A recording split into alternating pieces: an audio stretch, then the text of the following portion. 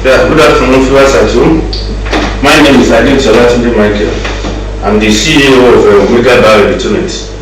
In our educational video today, we are going to look at the fundamentality of a living cell, that is a cell biology.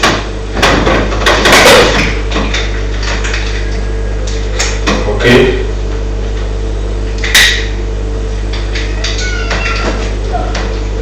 Cell biology.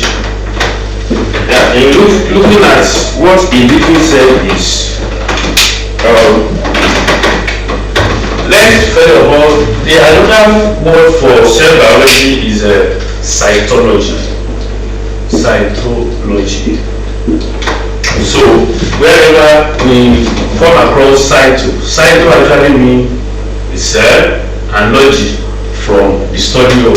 So the study of a cell is often called the cytology. Now, the question now is, what is a cell? What is a living cell? So a living cell, the definition of a living cell actually depends on our level of understanding. We have the primary definition of a living cell, and we also have some more advanced definition of a living cell. Today, in this video, we are going to look at the definition of what is a cell. We are going to examine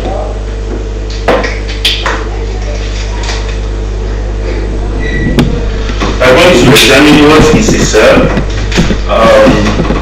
then types of cell.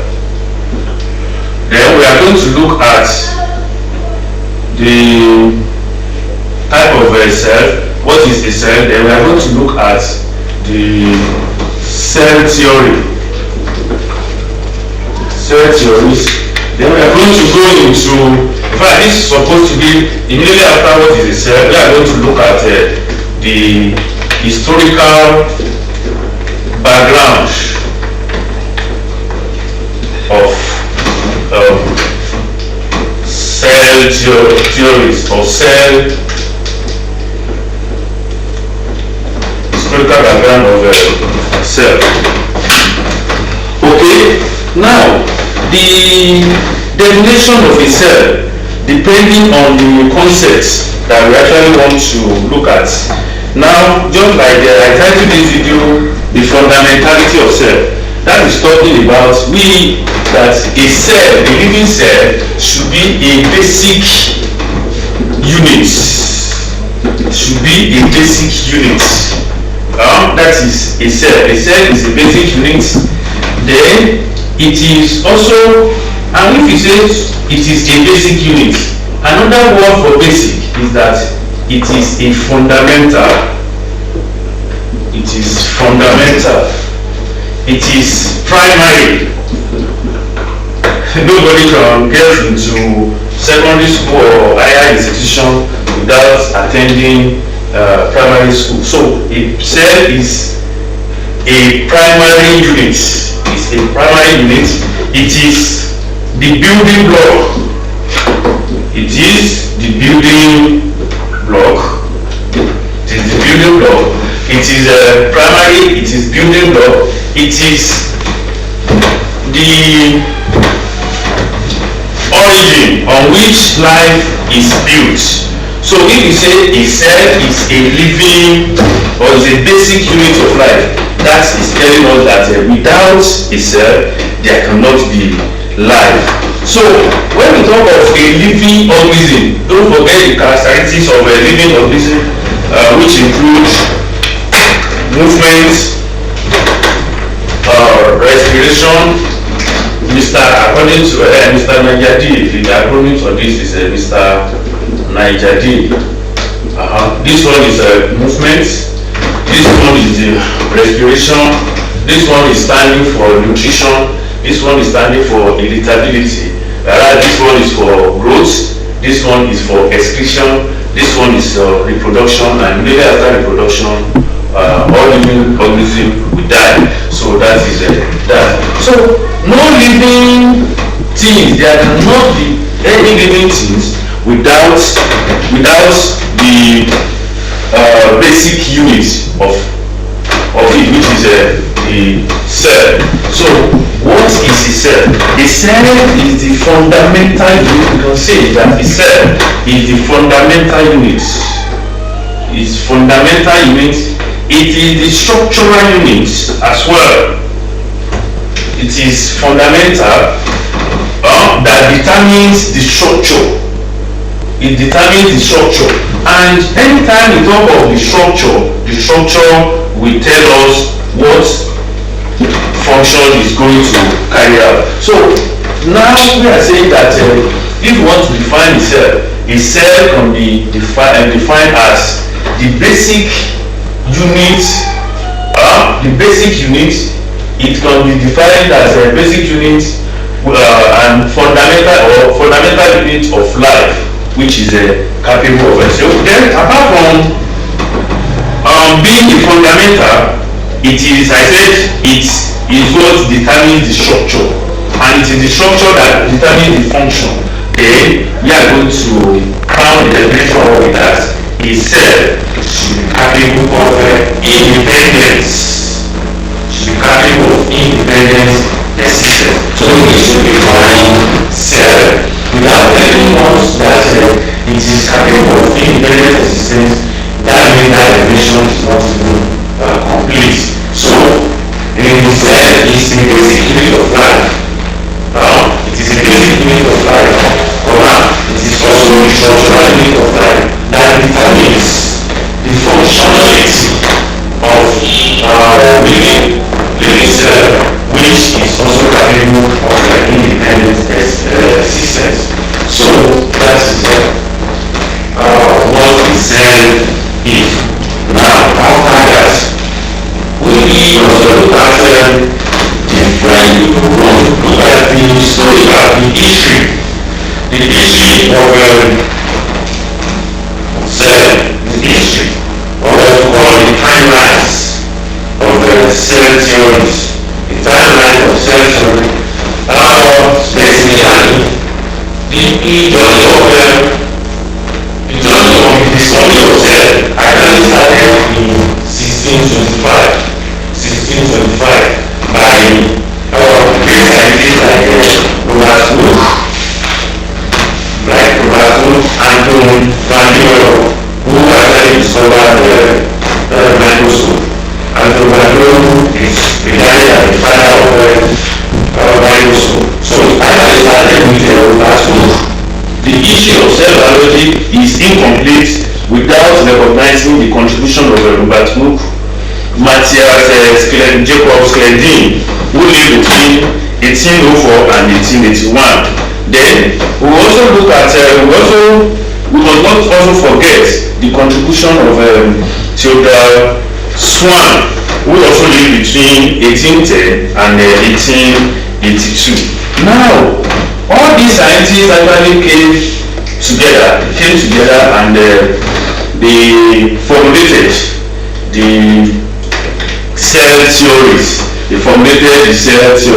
And that is why we are going to look at what is cell, what cell theories actually entails. The first thing was, according to Robert Hooke came up and under the plant cell, he observed plant cell under the microscope, and he discovered that under this there were a kind of cork-like structures, and he called these cork-like structures, he called them vacuole. He called them vacuoles at that point in time. So after that, due to, as a result of modernization and more discovery of more equipment, so they were able to actually call up that and look at plant cell to be under that. So let's go straight into the the types of a cell. Don't forget the first cell theory. The first cell theory states that all living organisms, be it plants, be it animal, all living organisms are made up of cells. They are made up of cells. That is, that one re-emphasize and reconfirm cell as the fundamental unit of inheritance. The fundamental unit of inheritance. So the first cell theory states that all living cells, either plants or animal, are made up of cell. Cell will serve as the building block. The cell will serve as the building block. Then the second cell theory that was postulated was that so I said all living organisms are composed of cells. All living organisms are composed of cells, and that the cell is the most basic of life. Is the most basic unit of life. That is, that confirms the fundamentality of a living cell. Then so immediately after that, skeleton theory which was put up using crystallization refuted the theory put up by Rudolf Virchow. So by the year 1855, we discovered that Rudolf Virchow actually came up with the philosophy of cellular.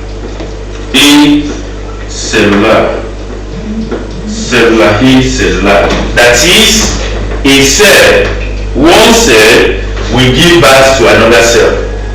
One cell, cellular means a cell will give birth to another cell, and that there is no cell in the world that exists or that have existed de novo.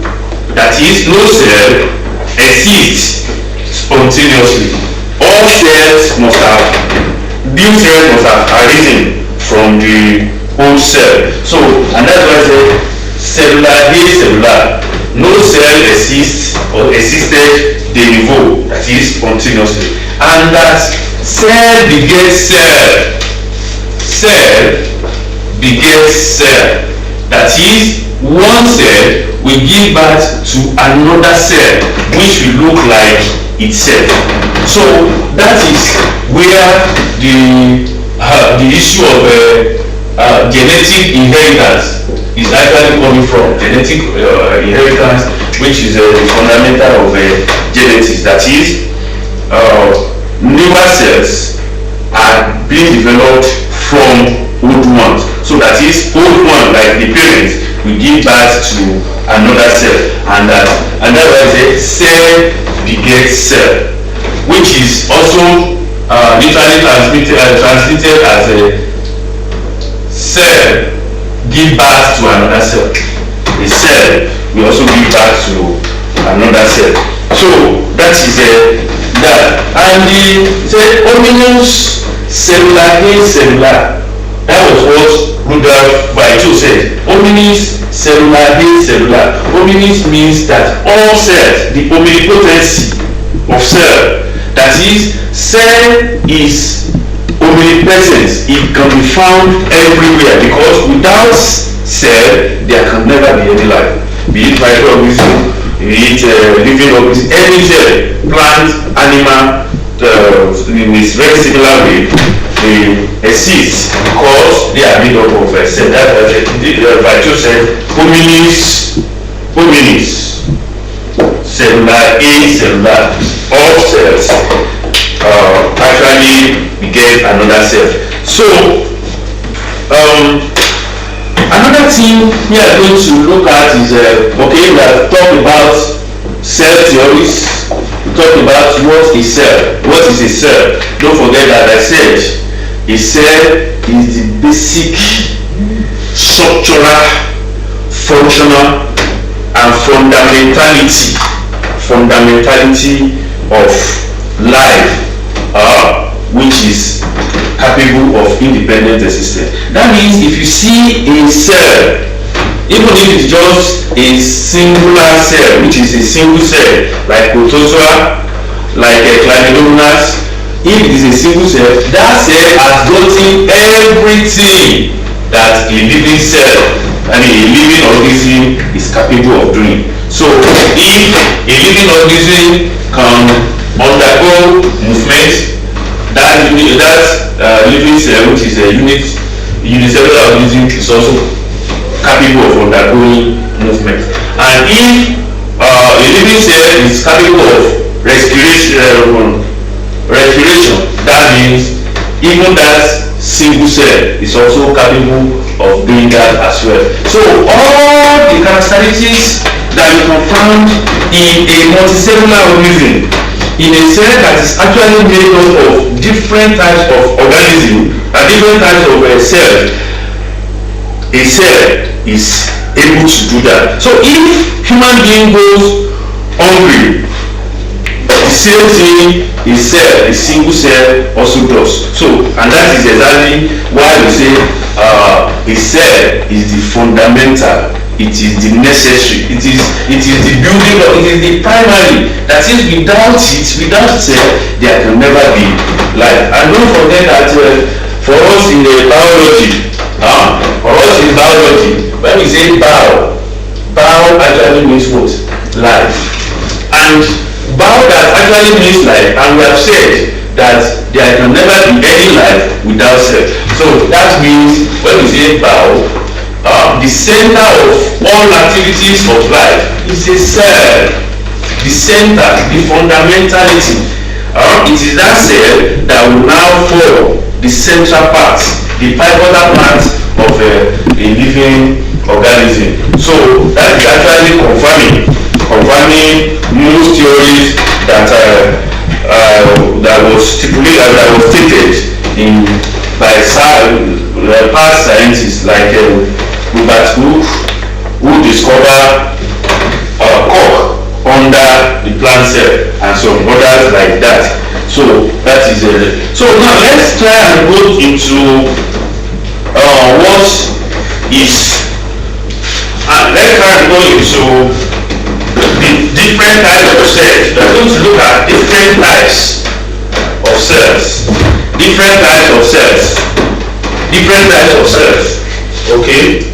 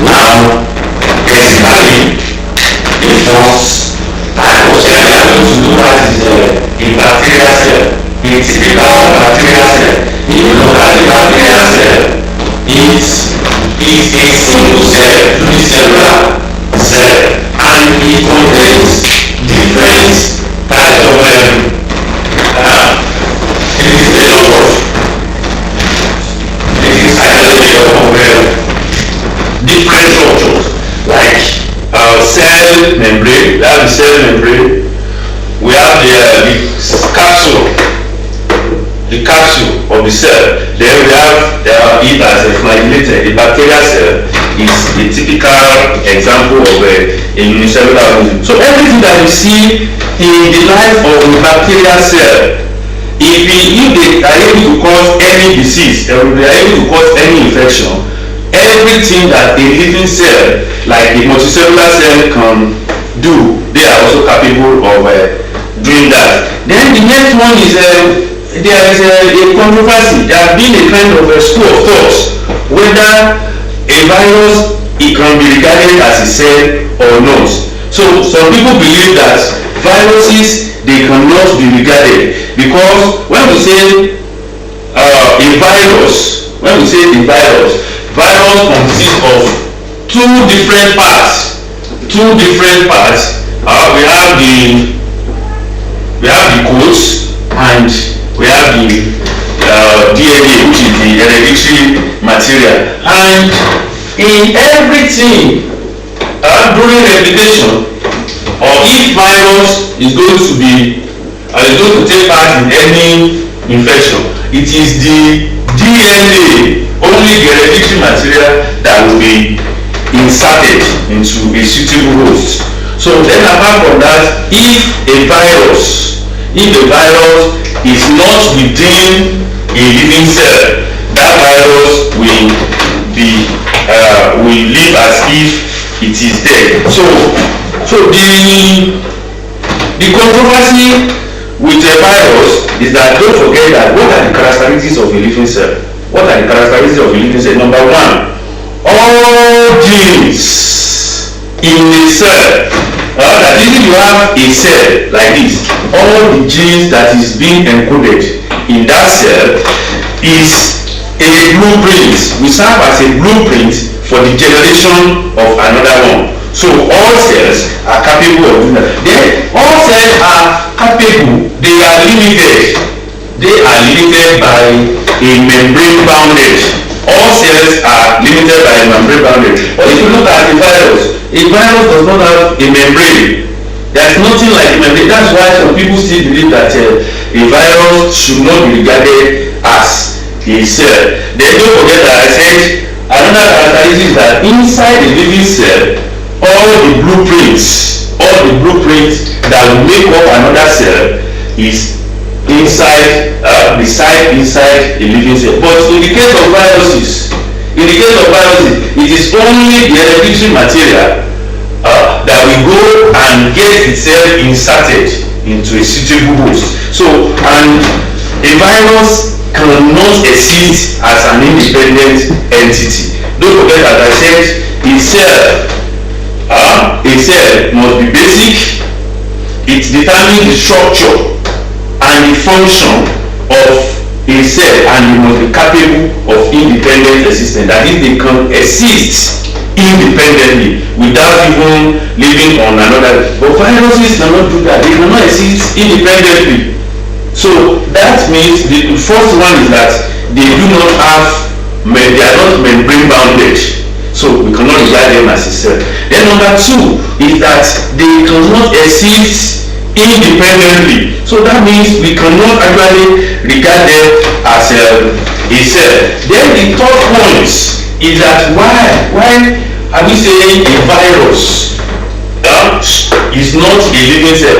The third one is that all the machinery that you have in a cell is actually complete inside. For growth, reproduction and repair actually reside in the living cell, but it is not so in this. So viruses do not fit directly into the characteristics of a cell. So I think we have a cell, and we want to observe it under the microscope just to see that sometimes we don't only see them under the microscope. Then on that, you see cells can also be classified into prokaryotic, prokaryotes, and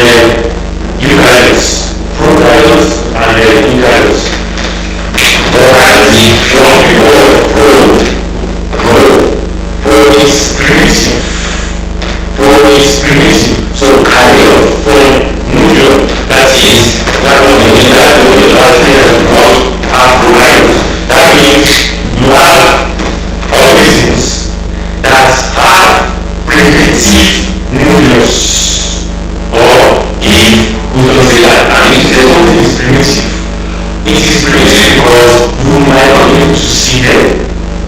They are heavy.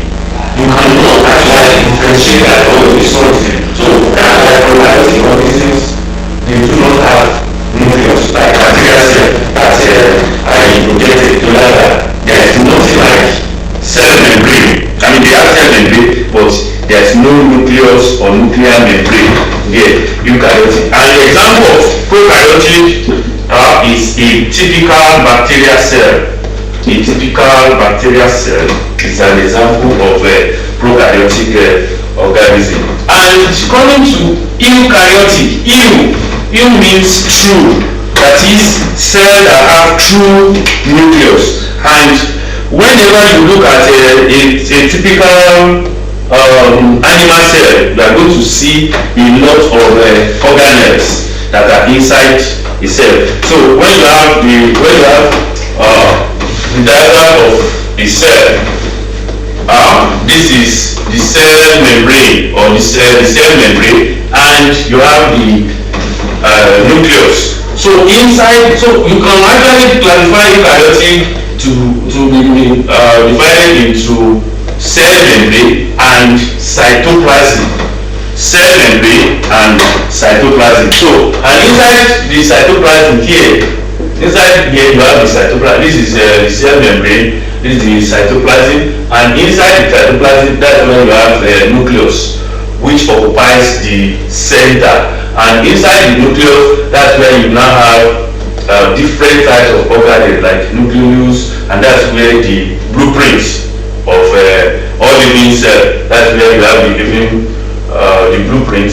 So a cell, an eukaryotic cell, is made up of organelles, small organelles. So, and that is we are going to look at a typical eukaryotic cell as we go on. Then don't forget that we also have we can also classify cell into plant cell and animal cell. Plant cell and animal cell. Plant cell and animal cell. So you can see the characteristics and we can see the structure of animal cell as being displayed here. So the animal cell, they have a cellulose cell wall, very thick cellulose cell wall that is made up of lignin, and you will see the cytoplasm, which is occupying the center instead of the nucleus to be the biggest. So it is the cytoplasm. In fact, the nucleus in plant cell is located at the side of the cytoplasm, at the side of the chloroplast. So then when you look at plant cells very well, I told you that plant cells, they have the characteristics of plant cells is that cellulose, they are made up of cellulose cell wall. Cellulose cell wall. Cellulose cell wall. And this cell wall is actually made up of lignin. It's made up of lignin and some other dead cells. So anyway, you see, just as I said, that today we just want to look at cell as being the fundamental unit of life, and which we have looked into. We have looked at what could be the right definition of a living cell.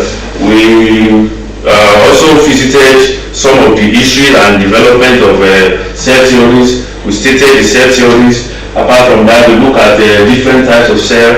We talk about why we talk about animal cell, plant cell, eukaryotic, prokaryotic organism. We look at why is it right for us to say if a virus is a cell, it's a living cell, and we look at the different reasons why a virus cannot be directly regarded as a living cell, because they are capable. And don't forget that a cell, that is a typical cell, they contain the blueprint at which all other cells you can have the information about the next cell. And having said that, I think for now I want you to continue with me in the next video that is also on cell biology. Don't forget to subscribe to this channel, like and share.